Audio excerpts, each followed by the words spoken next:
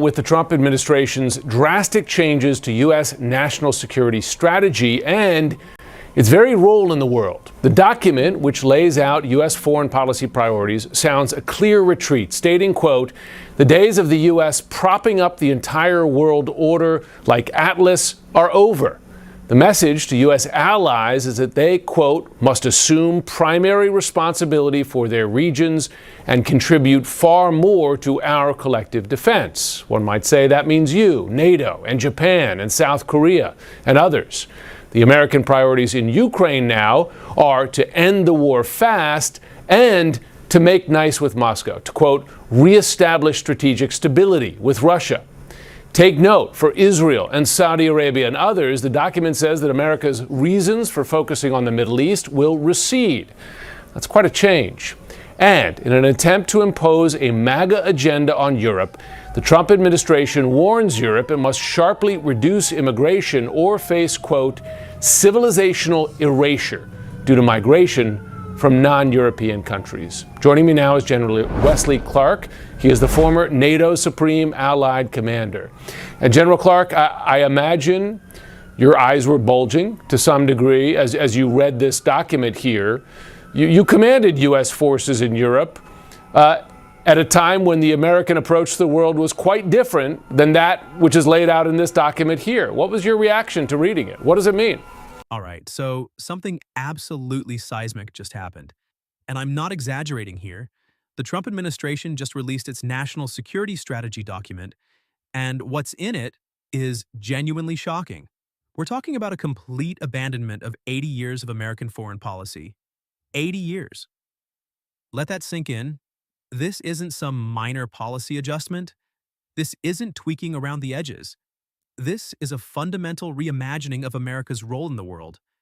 And when I say reimagining, I mean retreating. I mean pulling back. I mean leaving our allies out in the cold. And look, I know you're probably thinking, we've heard this before. Trump says controversial things. I get it, but this is different. This is now official United States policy written in black and white in the document that guides our entire national security apparatus. This is the roadmap for how America interacts with the world. And that roadmap just threw out the GPS and said, we're going back to the 1930s. Now, here's what makes this absolutely unprecedented. Former NATO Supreme Allied Commander General Wesley Clark just went on CNN, and his reaction tells you everything you need to know about how serious this is. This is a four-star general who commanded U.S. forces in Europe. This is someone who understands geopolitics at the highest level, and he's sounding the alarm. According to Clark, this document represents nothing less than the end of American global leadership. The end. And he should know because he was literally in charge of defending Europe during a time when America's commitment to our allies was unquestioned. That America is gone. And what's replacing it is something far more dangerous. Let me break down what's actually in this document because the mainstream media is downplaying the significance. They're treating this like just another Trump policy statement. But when you actually read it, when you see the language they're using, it's absolutely breathtaking in its abandonment of American principles. The document literally says, and I quote, "The days of the U.S. propping up the entire world order like Atlas are over." Atlas. They're comparing America's role to Atlas holding up the world, and they're saying we're dropping it.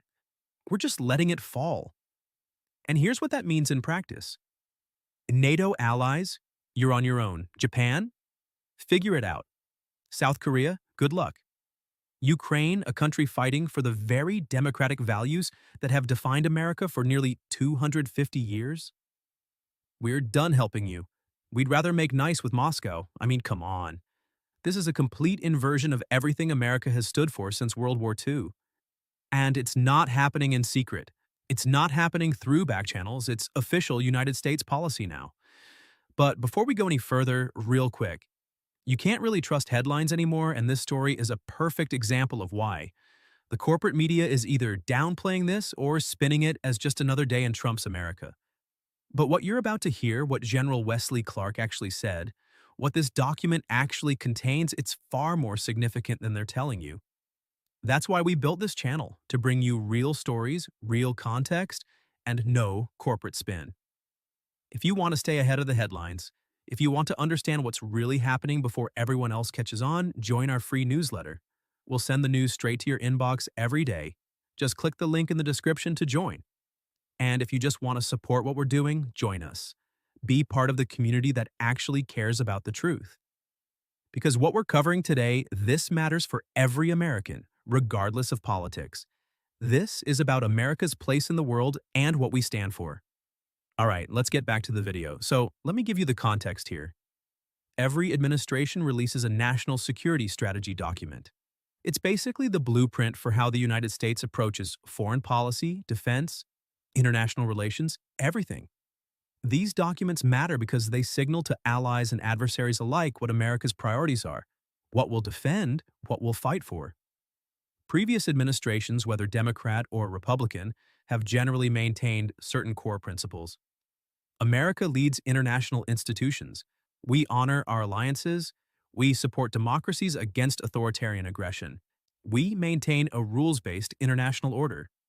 These have been bipartisan positions for 80 years. The Trump administration just threw all of that out the window, and they're not even pretending otherwise. They're explicitly saying that America first means America alone, that we're done being the leader of the free world, that our allies need to figure things out themselves. Now, General Wesley Clark's reaction is important here because this isn't some partisan Democrat attacking Trump. Clark has served under both Democratic and Republican administrations. He's a military professional who understands what American leadership means for global stability. And when he says this document represents a retreat from the world, when he calls it a smaller, weaker America, that should terrify every American. Because here's the thing, and this is what Clark pointed out, this document is full of contradictions. On one hand, it's saying America is this great, vibrant nation.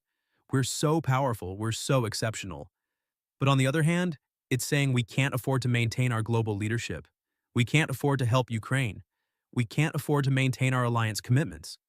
So which is it? Are we the greatest nation on earth, or are we too broke to maintain the very alliances that have kept us safe and prosperous for 8 decades? Now let me walk you through what's actually in this national security strategy document because the specific language matters. First, there's the abandonment of Ukraine. The document states that America's priority in Ukraine is, quote, to end the war fast and to reestablish strategic stability with Russia. Read that again. Reestablish strategic stability with Russia. Not hold Russia accountable for its illegal invasion. Not defend Ukrainian sovereignty. Not support democracy against authoritarianism. No, make nice with Moscow. And look, I understand that people are tired of foreign conflicts. I understand that Americans want to focus on domestic issues. But here's what you need to grasp. Ukraine isn't asking us to fight for them. They're not asking for American troops. They're fighting themselves. They're doing the dying. All they're asking for is equipment, ammunition, support to defend themselves against a genocidal invasion. And we're saying no, we're saying sorry. We'd rather be friends with the dictator who invaded you. That's not just abandoning Ukraine. That's abandoning the entire principle that countries shouldn't be able to conquer their neighbors through military force. That's the principle that has prevented major wars for 80 years. And we're just giving up on it. Second, there's the message to NATO. The document says European allies must assume primary responsibility for their regions and contribute far more to our collective defense. Now, on the surface, that might sound reasonable. Europe should contribute more to its own defense, right? But here's the context. NATO has been the most successful military alliance in human history. It's prevented war in Europe for nearly 80 years. And it's worked because of American leadership and commitment. Europe has been increasing its defense spending. They're contributing more.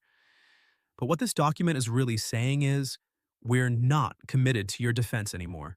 You're on your own. General Clark pointed this out explicitly. He said, this is like the 28-point peace plan, referring to Russian proposals designed to drive the U.S. out of Europe. He said, let's get the U.S. out of Europe. That's been the aim since Stalin and World War II. And that's exactly right. Putin's goal has always been to break NATO, to drive America out of Europe, to establish Russian dominance over the continent. And this national security strategy hands him exactly what he wants. This is Putin's Christmas present from Donald Trump. Third, there's the Middle East. The document says America's reasons for focusing on the Middle East will recede. We're pulling back. Israel, Saudi Arabia, all our traditional allies in the region, the message is clear. Don't count on us anymore. Now you might say, good, we shouldn't be involved in Middle East conflicts, and there's a legitimate debate about the extent of American involvement. But here's the problem. When America pulls back, someone else fills the vacuum. And in the Middle East, that someone is either Russia, China, or Iran. Is that in America's interest? Is that safer for us? Now let me explain why General Wesley Clark's reaction is so significant and why we should pay attention to what he's saying. Wesley Clark isn't some talking head.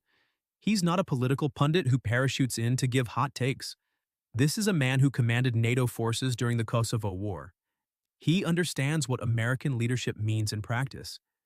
He's seen what happens when America is committed to its allies and what happens when we waver. And his reaction to this national security strategy document was visceral. He said, quote, "It's a retreat from the world. It seems to me it's a smaller, weaker America." Smaller, weaker America. Think about that language. This is a four-star general who has dedicated his entire life to American national security, saying that official U.S. policy now makes us smaller and weaker. That's not hyperbole. That's not partisan spin. That's a professional military assessment. Clark went on to ask a crucial question. He said, why is it? Because somewhere in this document, it sort of indicates we can't afford it. But at the same time, the document is saying we're such a great, vibrant nation. We're so great. So why can't we afford this? And that's the contradiction at the heart of this entire strategy. The Trump administration wants to claim American exceptionalism, American greatness, but simultaneously claim we're too poor to maintain the alliances and commitments that have actually made us great. Clark answered his own question. He pointed to the three major tax cuts since 9/11 that have, quote, really sunk the United States into a difficult deficit position. In other words, we've chosen to give tax cuts to the wealthy rather than maintain our global leadership. We've chosen domestic political priorities over the international order that has kept us safe and prosperous. And here's what's really significant about Clark's analysis. He said, we're sacrificing 80 years of U.S. leadership, the rules-based international order which has served us so well. 80 years, that's not an arbitrary number. That's the period since the end of World War II, since America helped build the United Nations, NATO, the World Bank, the IMF, all the international institutions that have prevented another global conflict. That's the period during which America became the most powerful, most prosperous nation in human history. And we're throwing it all away. For what? To make nice with Putin? To tell our allies they're on their own? To retreat into what Clark called, quote, this sort of hemispheric hands-off protective status? Let me make this absolutely clear because this is the core issue that everyone needs to understand. For 80 years, American foreign policy has been based on the idea that we're stronger with allies than alone, that we're safer in a world with international rules than in a world where might makes right. That democracy is worth defending against authoritarianism. This national security strategy abandons all of that. It says America first means America alone. It says our allies are on their own. It says we're done leading. And General Wesley Clark is telling us this is a catastrophic mistake. He's telling us this makes America weaker, not stronger, smaller, not greater. So when Trump says he's making America great again, what he's actually doing, according to a four-star general who commanded our forces in Europe, is making America smaller and weaker. That's not my opinion. That's not partisan spin. That's a professional military assessment from someone who understands what American power actually requires. Now, let me speculate about what this actually means going forward, because the implications of this strategy are absolutely enormous. According to sources who study international relations, this represents the most significant shift in American foreign policy since 1945. We're talking about the end of the post-World War II international order. We're talking about a return to spheres of influence where major powers divide the world into regions they control. And look, some people might say, isn't that more realistic? Isn't that just acknowledging how the world actually works? But here's what General Clark said about that. He said this is, quote, a transactional world. It's back to spheres of influence. It sacrifices the magic of America. The magic of America, what does that mean? Clark explained, for 250 years, America has lived the dream that we gave to all of mankind. And we were always a radical power. That is to say, we believe that others should share the benefits of democracy and liberty. That's what made America different. Not that we were the strongest or the richest, but that we stood for something. That we believed everyone deserved freedom and democracy. That we helped others achieve those things. This national security strategy abandons that. It says we don't care about democracy anymore. We don't care about helping others. We only care about transactional relationships that benefit us immediately.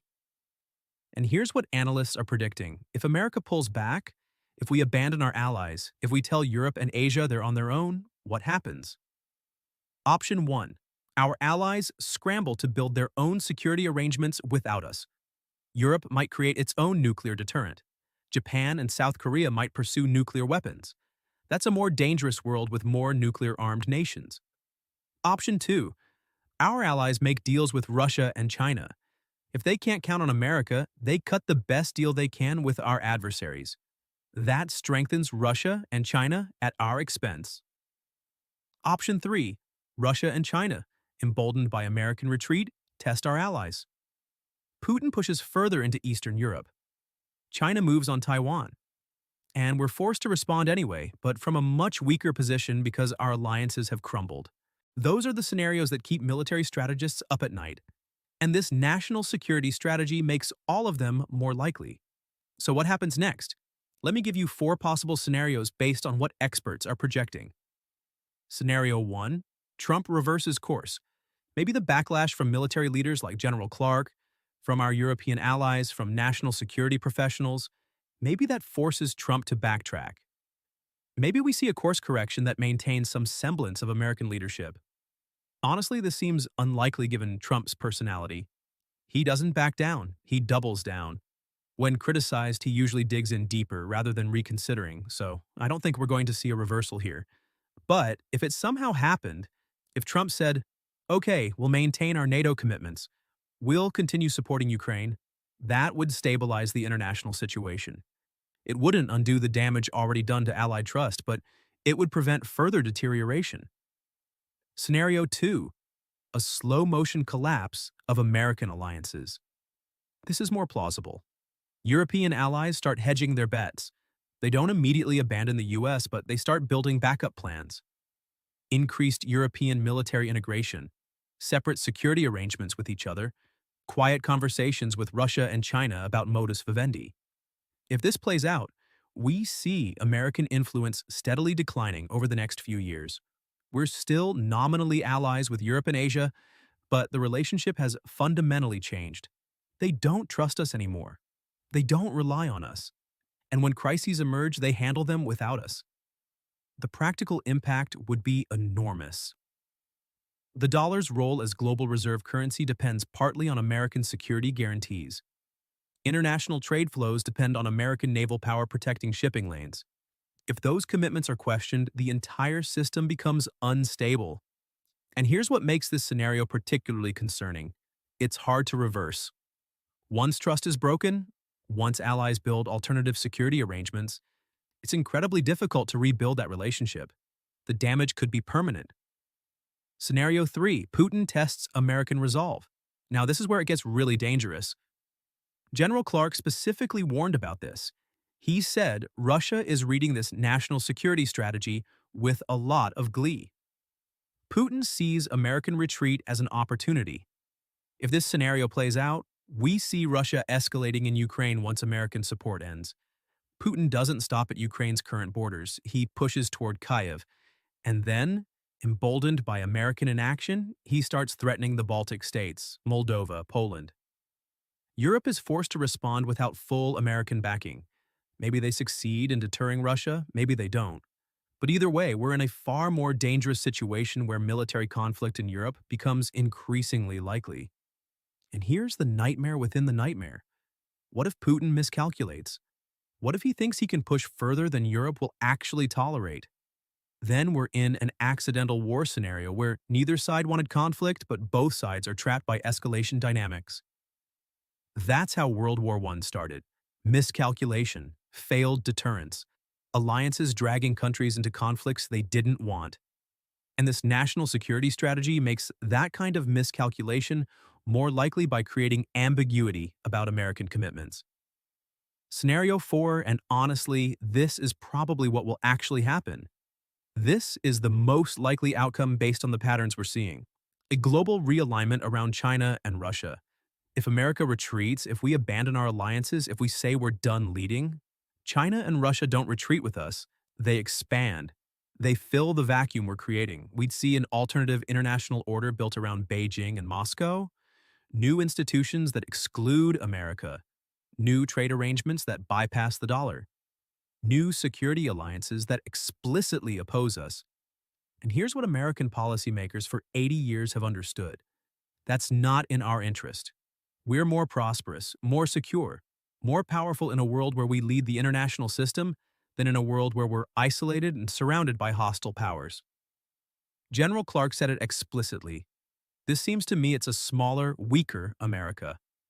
And in a world dominated by China and Russia, we are smaller and weaker. Our economy suffers because we're excluded from markets. Our security suffers because we have no allies. Our values suffer because authoritarianism spreads unchecked. That's the future this national security strategy is building. And according to military experts who have studied these dynamics for decades, it's a future where America is diminished, isolated, and vulnerable. Now let's talk about what's ultimately at stake here, because we need to be clear-eyed about the magnitude of what's happening. This isn't just about policy differences. This isn't just Republicans versus Democrats. This is about whether the international order that has prevented great power war for 80 years survives or collapses. Think about that time frame. 80 years without a war between major powers. That's unprecedented in human history. For all of recorded history before World War II, great powers fought each other constantly. European wars, Asian wars, global conflicts that killed tens of millions. After World War II, we built a system to prevent that. American-led alliances, international institutions. A rules-based order where disputes are resolved through negotiation rather than war. And it worked. We've had regional conflicts, yes, but no war between major powers, no World War III. This national security strategy abandons the very principles that created that peace. And General Clark is warning us about what happens next. He said, and I'm quoting directly, "We fought 2 world wars to prevent a dictatorship from controlling Europe."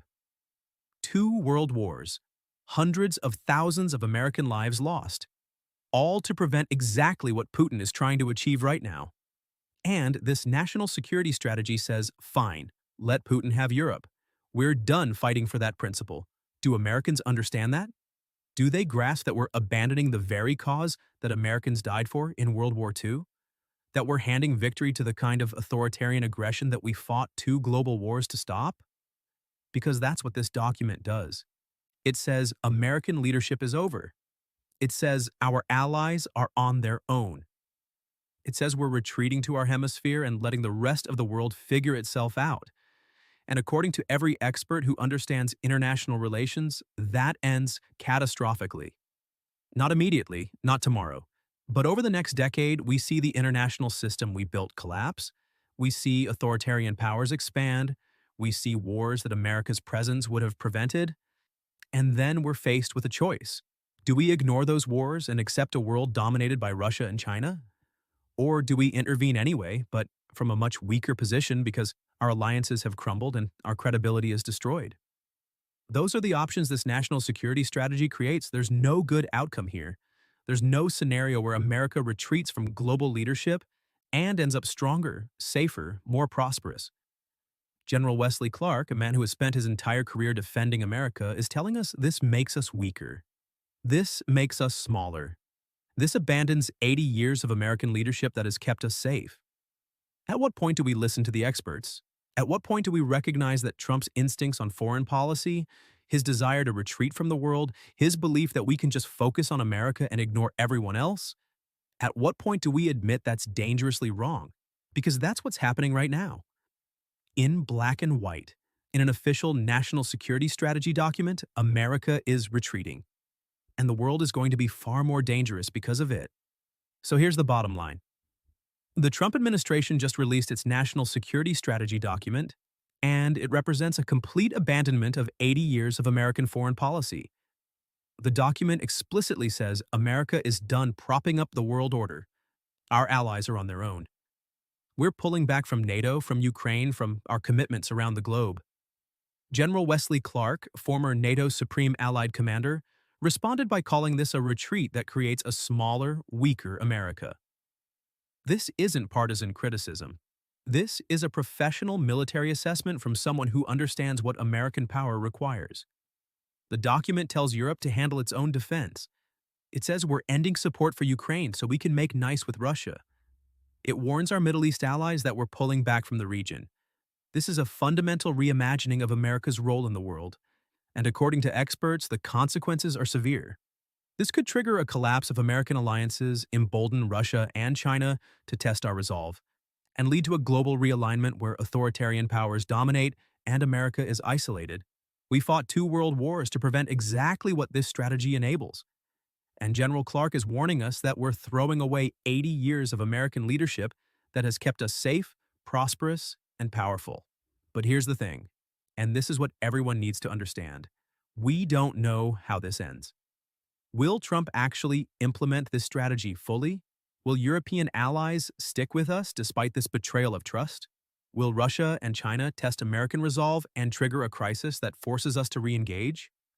Will Americans wake up to what's being done in their name? Nobody knows. Will Trump actually implement this strategy fully?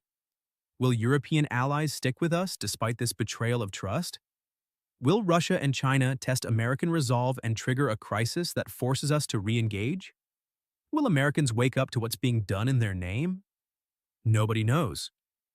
The next few months, the next few years will determine whether America remains a global leader or retreats into isolation, whether the international order survives or collapses, whether the peace we've enjoyed for 80 years continues or whether we slide back toward great power conflict.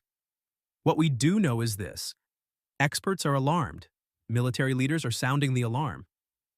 General Wesley Clark, a man who has dedicated his life to defending America, is telling us this makes us weaker. The question is whether anyone's listening, whether Congress pushes back, whether the American people understand what's at stake, whether we reverse course before it's too late. Stay tuned because we'll be covering every development in this story. This is too important to ignore. This is about America's future, our security, our place in the world. And what happens next will echo through generations. Make sure you're subscribed. Make sure you're following. Because this story is just beginning, and where it ends will determine what kind of world our children inherit.